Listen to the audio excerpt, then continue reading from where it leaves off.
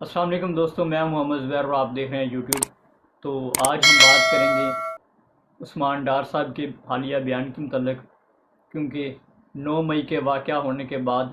کافی رہنما جو ہیں پی ٹی آئی کے وہ روپوش ہوئے، وہ غائب ہو گئے، انہوں نے اپنے آپ کو چھپا لیا، کیونکہ جو غیر متعلقہ ان کی گرفتاریاں ہوئیں، بنا وارنٹ کے ان کی گرفتاریاں ہوئیں، ان کے اوپر غیر قانونی مقدمات دائر کیے گئے، ان کے اوپر مقدمات جاری کیے گئے، چلائے گئے ان کے اوپر، اور پھر ان کو بے جا 3 MP کے تحت اٹھا لیا گیا۔ جیسا کہ آپ جانتے ہیں کہ آفتاب اقبال صاحب جو نیوز اینکر پرسن ہیں، حالانکہ ان کو بھی شو ہوسٹ کرنے والے ہیں، ان کو بھی 3 MP کے تحت گرفتار کر لیا گیا تھا۔ حالانکہ 3 MP وہ کالا قانون ہے جس کو ہمارے بانی پاکستان قائد اعظم محمد علی جناح صاحب نے پاکستان کے لیے کالا قانون قرار دیا تھا۔ انہوں نے 3 MP کو اس طرح اپنی زندگی سے نکالا تھا جس طرح انسان کسی ناسور کو اپنے جسم سے اتار پھینکتا ہے، نکال پھینکتا ہے۔ تو آج جو حالیہ رپورٹ آئی ہے اس کے مطابق جسٹس کامران شاہد نے 45 منٹ کی طویل سماعت کے بعد عثمان ڈار صاحب کو دہشت گردی اور غداری کے تمام مقدمات سے بری کر دیا ہے۔ کیا بات ہے تیری مرشد، جو تیرے سے جدا ہوا وہ سرخرو ہو گیا، جو تیرے ساتھ ڈٹا رہا، جو تیری بیان کی حمایت کرتا رہا، وہ شاہ موید قریشی کی طرح، ڈاکٹر یاسمین راشد صاحبہ کی طرح، اور عمر سرفراز چیمہ صاحب کی طرح، یا پھر آپ یوں کہہ لیں ہمارے بھائی عمران ریاض خان صاحب کی طرح بے زبان ہو گیا، یا پھر وہ ہمیشہ کے لیے عوام کی نظروں سے اوجھل ہو گیا، دور ہو گیا۔ آپ سب کو پتہ ہے کہ عمران ریاض صاحب جو ہیں وہ بھی کافی عرصے بعد تقریباً 5 سے 6 مہینوں کے لگ بھگ جو ہیں وہ غائب رہے، ان کو اٹھائے رکھا گیا،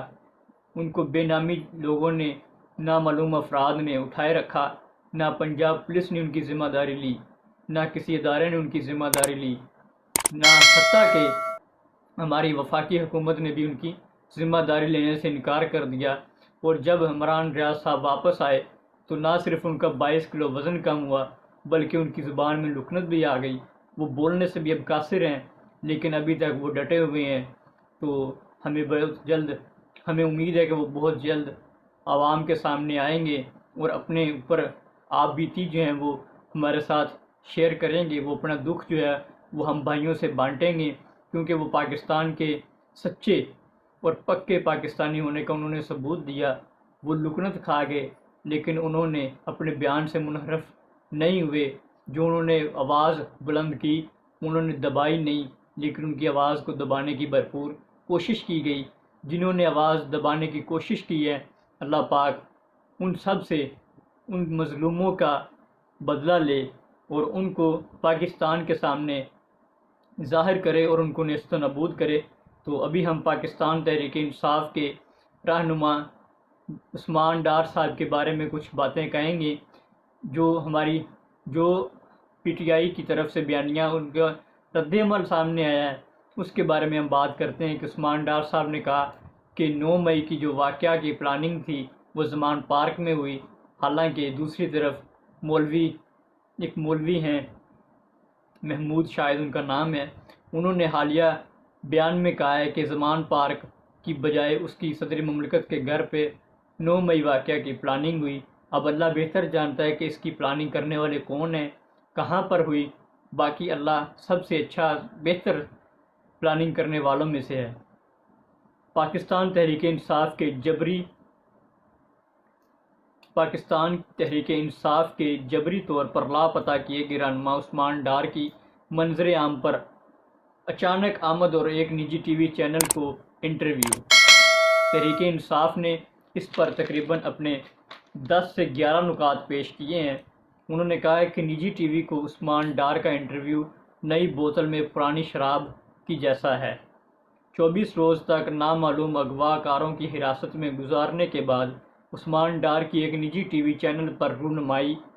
کا بلا شبہ خود اغوا کاروں کو بے نقاب کرتی ہے۔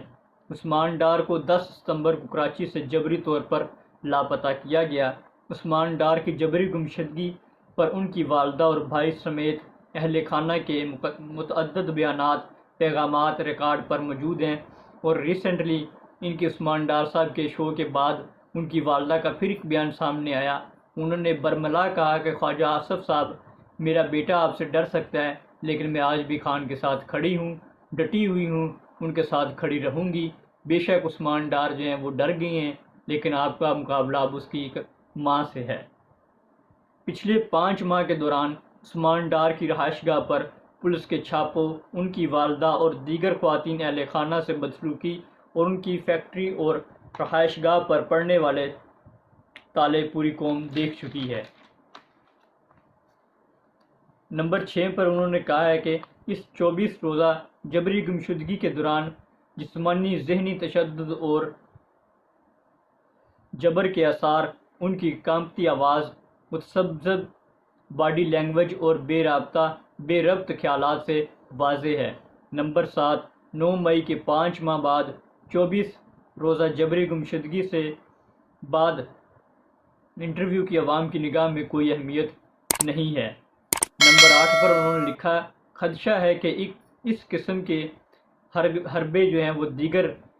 ان کے اغوا کنندگان بشمول صداقت عباسی، فرح حبیب اور شیخ رشید پر بھی آزمائے جائیں گے اور ایسے ہی مزید ڈرامے نشر کیے جائیں گے۔ نمبر 9 پر انہوں نے کہا کہ ہمیں عثمان ڈار سے ہمدردی